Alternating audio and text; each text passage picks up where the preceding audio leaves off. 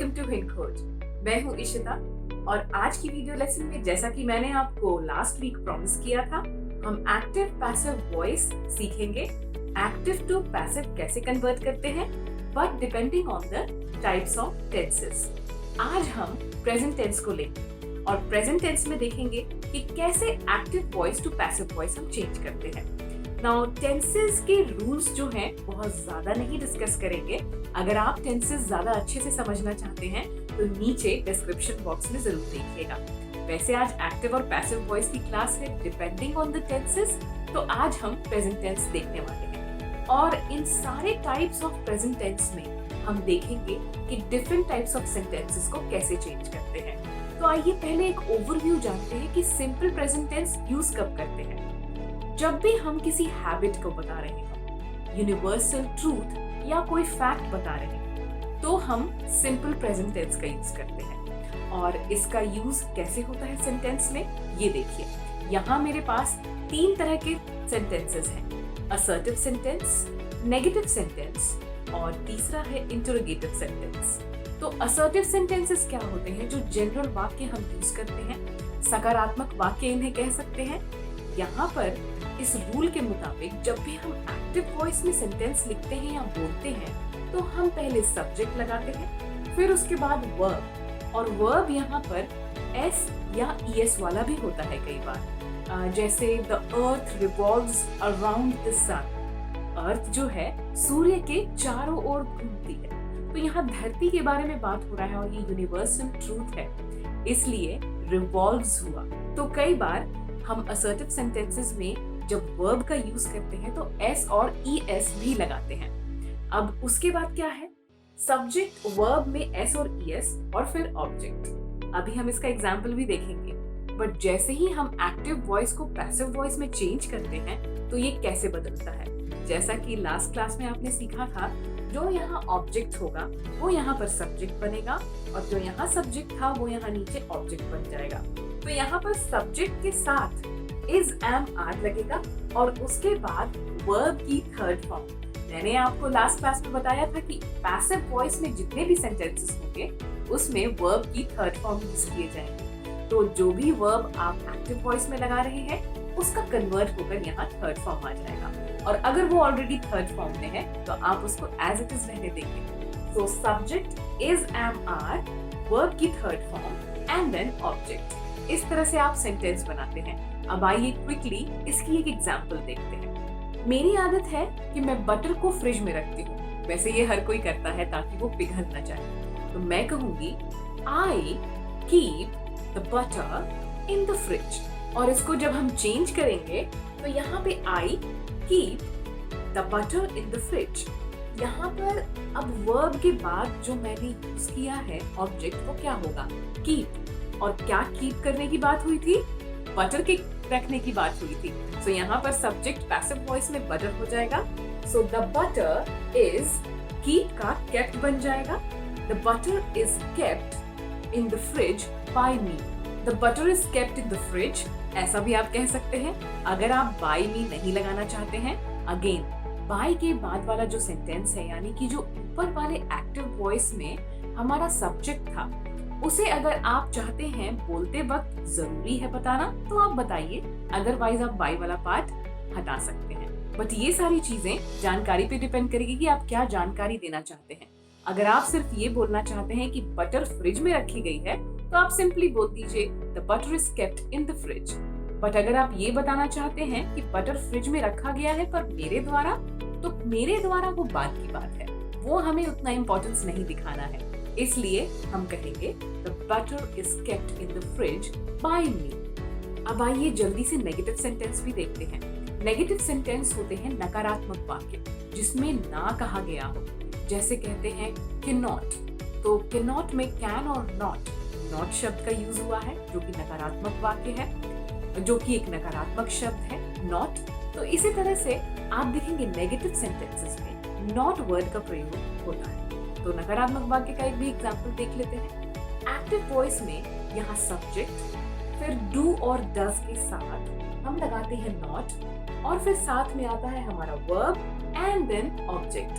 But जब हम इसे चेंज करेंगे तो कैसे चेंज करेंगे, हम यहाँ जो सब्जेक्ट था उसे यहाँ ऑब्जेक्ट बना देंगे और ऊपर वाले वाक्य में जो ऑब्जेक्ट था वो नीचे पैसिव वॉइस में सब्जेक्ट बन जाएगा। सब्जेक्ट के साथ यहाँ पर इज, एम, आर लगाएंगे आप डिपेंडिंग ऑन द सब्जेक्ट, यानी प्लूरल सब्जेक्ट्स और सिंगुलर सब्जेक्ट्स के साथ क्या लगाते हैं वो आप जानते ही हैं। और साथ में आप नॉट लगाएंगे एंड रिमेंबर पैसिव वॉइस में वर्ब की third form and then last में ऑब्जेक्ट। चलिए एक एग्जांपल देखते हैं। They do not sell the house, उन्होंने घर नहीं बेचा है।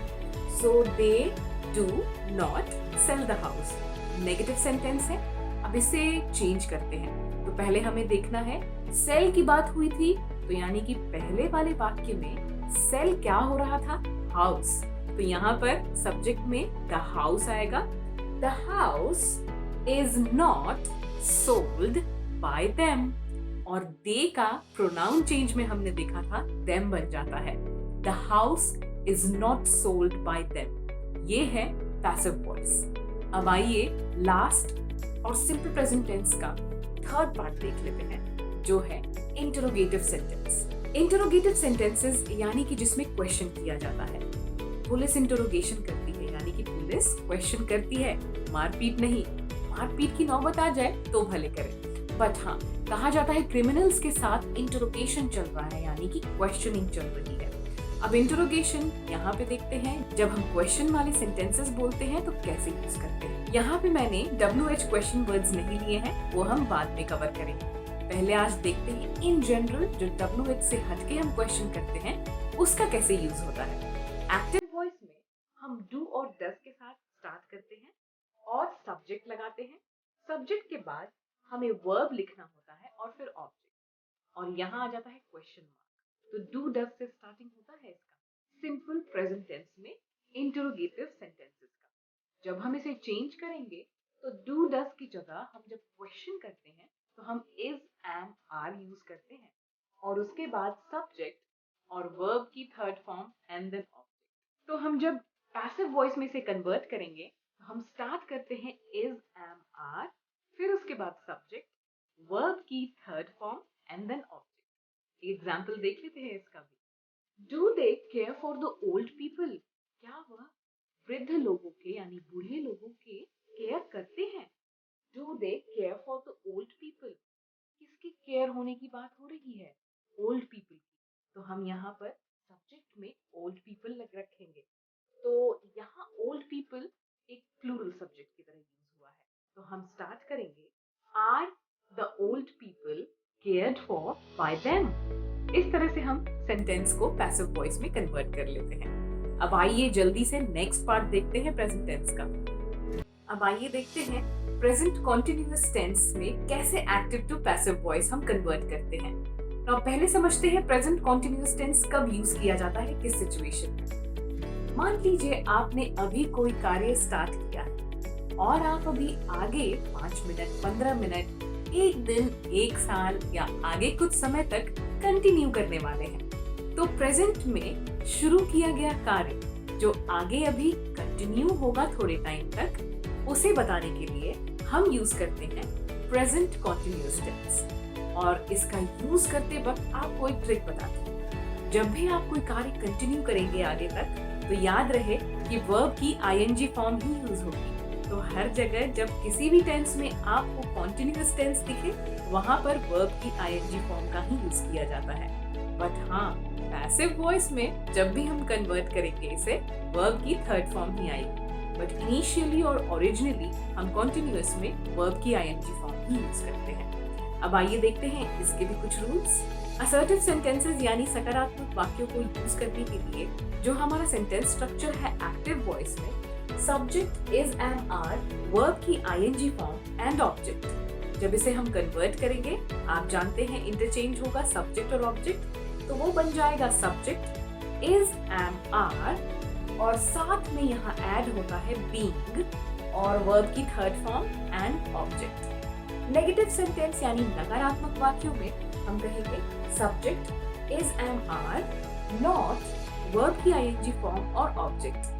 और यहाँ जब हम इसे चेंज करते हैं तो आपने देखा होगा नॉट के बाद यहाँ पर बीइंग ऐड हो गया है बस।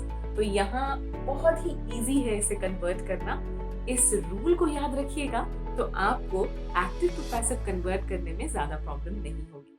बस आइडेंटिफाई करना है कि कौन से टेंस का यूज हुआ है।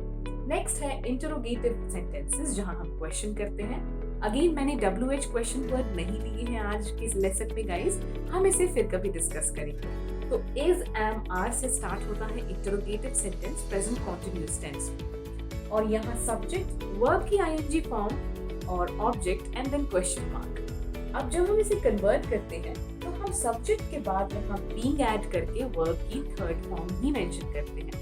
कि याद रखें कि बीइंग का पोजीशन कहाँ जा रहा है, तो आपको इस ट्रिक के बारे में पता लग जाएगा। तो अभी फिलहाल हम मिलकर इंग्लिश सीख रहे हैं और आप खोज के चैनल पर इंग्लिश लर्निंग वीडियो देख रहे हैं, और अभी आगे 2 मिनट 3 मिनट जब तक ये वीडियो चलेगी आप जरूर देखेंगे। तो फिलहाल ये कार्य कंटिन्यू रहेगा आगे कुछ समय तक, 1 मिनट 2 मिनट 5 मिनट जितने भी मिनट हो। तो क्योंकि ये आगे कंटिन्यू रहेगा, ऐसे सिचुएशन में हम प्रेजेंट कॉन्टिन्यूअस टेंस का यूज करेंगे। तो हमारा पहला जो असर्टिव सेंटेंस का एग्जांपल होगा, अभी के सिचुएशन को लेते हुए चलते हैं। आप सब इंग्लिश सीख रहे हैं हमारे साथ। So you are learning English with the help of HinKhoj. You, और हमने यहाँ यू के साथ आर लगाया है। You are learning English with the help of HinKhoj. तो यहाँ पर लर्न करने की बात हुई है और लर्न कर रहे हैं आप इंग्लिश, तो अगले वाक्य में इंग्लिश हमारा सब्जेक्ट बन जाएगा। English is being learned by you with the help of HinKhoj. So English is being learned by you with the help of HinKhoj. आपने देखा लर्निंग का लर्न्ड हो गया, और यहाँ पर कैसे हमने ऑब्जेक्ट आइडेंटिफाई करना सीखा, क्योंकि मैंने आपको पहले लेसन में ही बता दिया था ऑब्जेक्ट कैसे आइडेंटिफाई करेंगे। अगर आपने वो भी वीडियो नहीं देखा तो जल्दी से डिस्क्रिप्शन बॉक्स पर हमारे पिछले 2 सेशंस जरूर देख लीजिए, ताकि ऑब्जेक्ट आइडेंटिफाई करने में आपको प्रॉब्लम ना हो।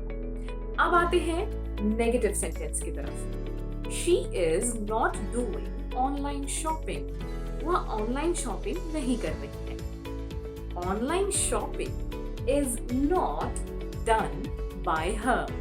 सिंपल है, डूइंग का हमने यहाँ पे डन बना दिया है। अब आते हैं लास्ट इंटरोगेटिव सेंटेंस की तरफ। यहाँ मैं एग्जांपल देती हूँ वंदना मैम और मेरा। तो मैं अगर वंदना मैम के घर गई और आप सब मुझसे पूछेंगे क्या वंदना मैम ने आपको चाय के लिए पूछा, तो मान लीजिए आप मेरे साथ फोन पर बात कर रहे हैं और मैं वंदना मैम के घर गई और अभी कंटिन्यू चल रहा है ये कार्य, तो आप मुझसे पूछेंगे is Vandana offering Ishita a cup of T. अब यहाँ पर ऑब्जेक्ट क्या है, ऑफर करने की बात हुई है, और क्या ऑफर होगा, कप ऑफ टी। तो हम सब्जेक्ट बनाएंगे कप ऑफ टी को। Is a cup of tea being offered by Vandana to Ishita. अब आइए जल्दी से देखते हैं present perfect tense. Present perfect tense का यूज हम तब करते हैं जब प्रेजेंट सिचुएशन में, यानी अभी अभी कोई कार्य समाप्त हो, तब हम प्रेजेंट परफेक्ट टेंस का यूज करते हुए उसे बताते हैं। अभी अभी अगर ये वाला सेशन ओवर हो गया तो आप इसका बताने के लिए यूज करेंगे प्रेजेंट परफेक्ट टेंस का। आइए कुछ एग्जांपल्स और सेंटेंस कंस्ट्रक्शन जल्दी से देख लेते हैं। एक्टिव टू पैसिव कैसे कन्वर्ट करेंगे तीनों type of sentence. Subject has, have, verb की थर्ड फॉर्म इसमें ऑलरेडी रहती है, तो वर्ब को चेंज करने में ज्यादा दिक्कत नहीं होगी यहाँ, और साथ में ऑब्जेक्ट। यहाँ एक्टिव वॉइस में सकारात्मक वाक्यों में इस तरह से सेंटेंस बनता है, बट जब हम इसे कन्वर्ट करेंगे तो यहाँ हैज, हैव के बाद हम एक बीन ऐड कर देते हैं। नथिंग एल्स, कोई चेंज नहीं है, सिर्फ एक बीन ऐड होगा यहाँ पे, ये इसका ट्रिक है। अगला जो है नेगेटिव वाक्य, उसमें देखिए हम हैज, हैव, नॉट वर्ब की थर्ड फॉर्म का यूज कर रहे हैं, तो सब्जेक्ट ऑब्जेक्ट अपनी जगह पे है। जब हम इसे चेंज करेंगे तो हैज, हैव, नॉट के बाद अगेन यहाँ पर नॉट के बाद में बीन ऐड होगा, और इंटरोगेटिव सेंटेंसेस में हैज, हैव से हम स्टार्ट कर रहे हैं और सब्जेक्ट वर्ब की थर्ड फॉर्म और ऑब्जेक्ट का यूज करते हैं। पर जब हम इसे चेंज करेंगे तो हैज, हैव, सब्जेक्ट के बाद हम बीन का उपयोग करते हैं और फिर वर्ब की थर्ड फॉर्म एंड ऑब्जेक्ट। अब जल्दी से इसके कुछ एग्जांपल्स देख लेते हैं। गवर्नमेंट ने कुछ रिलीफ कैंप्स बनाए हैं माइग्रेंट्स के लिए और वो कंप्लीट हो गया है कार्य। गवर्नमेंट ने अनाउंस भी कर दिया है, तो प्रेजेंटली एकदम आज के आज ही उन्होंने माइग्रेंट्स के लिए एक रिलीफ कैंप बनाया है। तो मैं इसे इंग्लिश में कैसे बताऊंगी? The government has made relief camps for the migrants. तो यहाँ मेड की बात हुई है, क्या बनाया गया है? Relief camp. तो हम जब इसे चेंज करेंगे, रिलीफ कैंप या the relief camp has been made by the government for the migrants.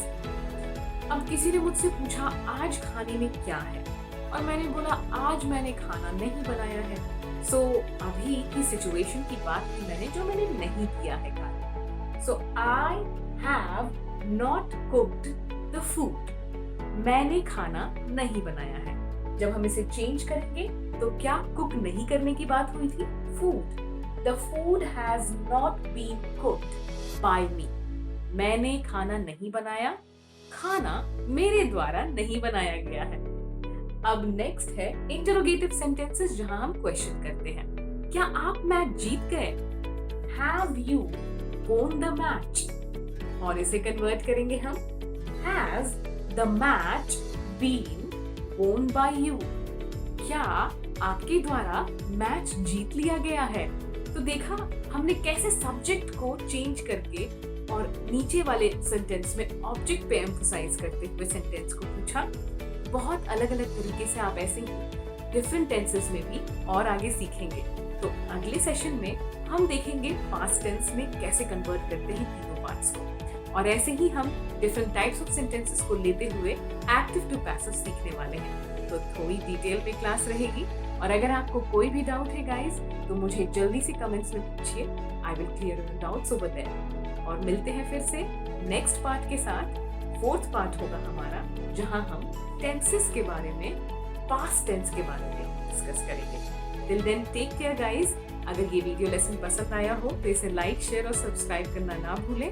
Take care and happy learning!